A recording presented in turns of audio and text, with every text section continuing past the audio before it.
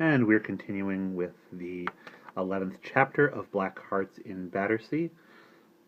Sophie has just found out about the kidnapping, and in finding that out, she was able to hide behind some paintings and hear the conspiracy with Buckle and Midwink, and that all of the servants are loyal to the Hanoverians. So she's trying to convince the Duchess of what has happened with the kidnapping, but the reliability of Dido is in question. But why should Simon have been kidnapped? And why should Justin have gone with him? Said the Duchess. This will turn out to be nothing but a Banbury story. Is this Dido Twite a truthful little child? Sophie was bound to admit she hardly thought it likely. I have it, declared her Grace. You say this Dark Dew belongs to Captain Nathaniel Dark? Yes, I remember him, a shifty rogue who tried to sell his Grace a shipment of abominable smuggled prune brandy, watered, my dear, and tasting of tar. His ships put in regularly at the port of Chipping Fishbury. Be sure, those naughty boys have begged a sea passage in order to get to Chippings, and if we travel by train, like as not we shall be there before them. Yes, my dear, I will show this note to his Grace, but depend upon it, that is the solution. Now run and pack the croquet things, and do not forget the billiard balls, and my small harpsichord.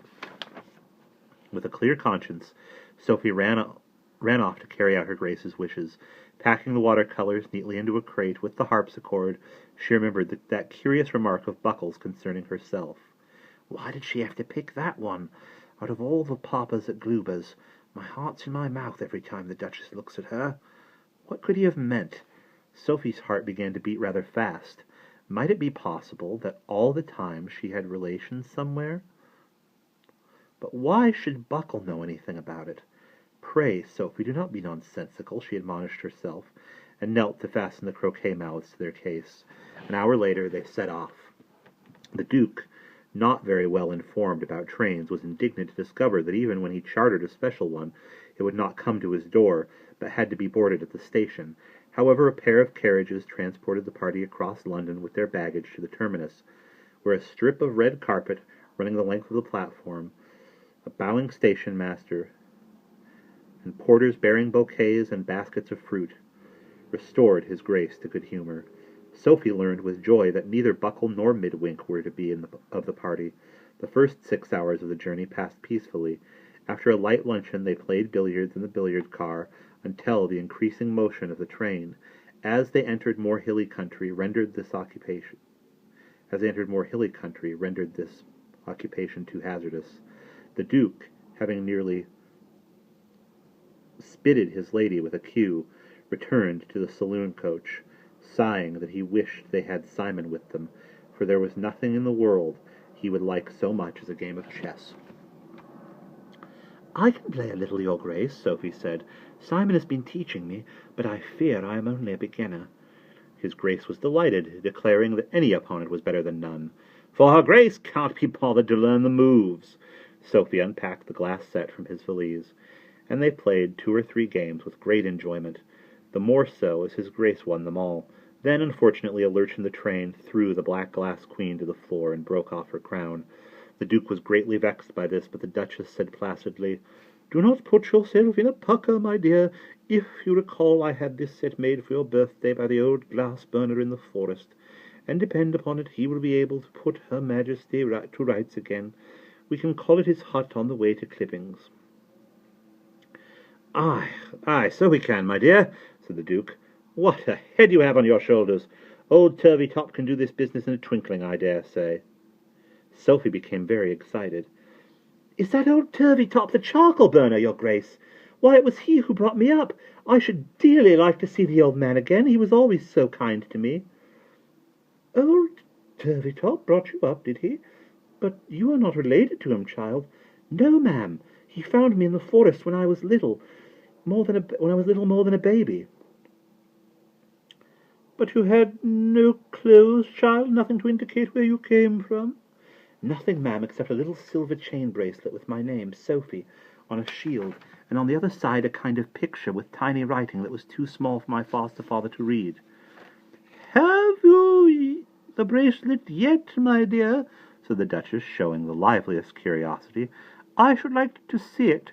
Since we looked at that Riviere picture, I have had the strangest feeling." Sophie's face had clouded with a sad recollection. "When I grew, and the bracelet would not meet round my wrist, my foster-father put it away from me, your Grace. I am sure he will have it still." "Why did he not give it to you when they took you to the poor farm, my child?" "He was not there at the time," Sophie said miserably. "He was away in the woods cutting peat when the overseer came and took me away. I have so often wondered if he knew what had become of me." "Could you not write to him?" "Mrs. Gluber would not allow it." "Never mind, child. Soon you will be able to tell him yourself." Poor Sophie was to be disappointed, however. Night had come when they reached York, and they were obliged to rack up at an inn rather than undertake the dangerous journey across the wolf-infested wolds in the dark. They set out early next day in a pair of hired carriages, and after several hours' brisk driving, they had reached the outskirts of Chipping Wold, a huge, wild, and desolate tract of country, moorland, and forest, which must be traversed before they reached the village of Loose Clippings. Sophie was on her home ground. Here her eyes brightened, and she gazed eagerly about, recognizing every tree, rock, and tumbling stream. "There it is," she presently exclaimed. "There is the track leading to my foster-father's hut."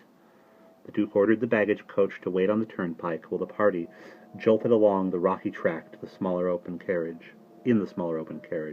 Soon they were passing among dark trees growing steeply up the sides of a narrow glen, and the driver whipped up his team and laid his musket ready on the box. After about half a mile the track widened, however, and they reached an open, sunny space where stood a small log-and-turf hut. Sophie could restrain herself no longer. She tumbled out of the carriage, crying, "Turvey, Turvey, are you there? It's me, Sophie. I've come back." The door of his hut opened, and a young man came out. Sophie halted in dismay. Who are you?" she stammered. "Where's Turvey?" "He's dead, miss." "Dead? But he can't be. Who are you? How do you know?" "I'm his nephew, miss.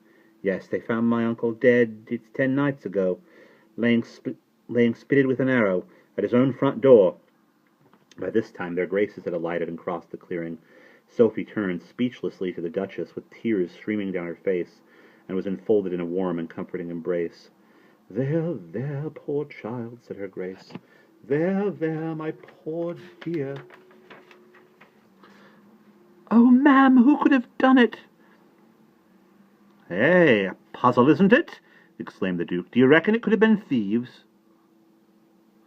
"It seems a random rummy thing," said young Turveydrop, "for every soul knew Uncle hadn't 2 bits to rub together. But thieves it must have been. The whole hut was ransacked and rummaged clear. Every mortal stick and rag the old man possessed had been dragged out and either stolen or burst. There wasn't a crumb or a button left in the place. Yon's where the bonfire must have been." And he stepped back, revealing a huge blackened patch of grass behind the hut. And that is the end of chapter 11.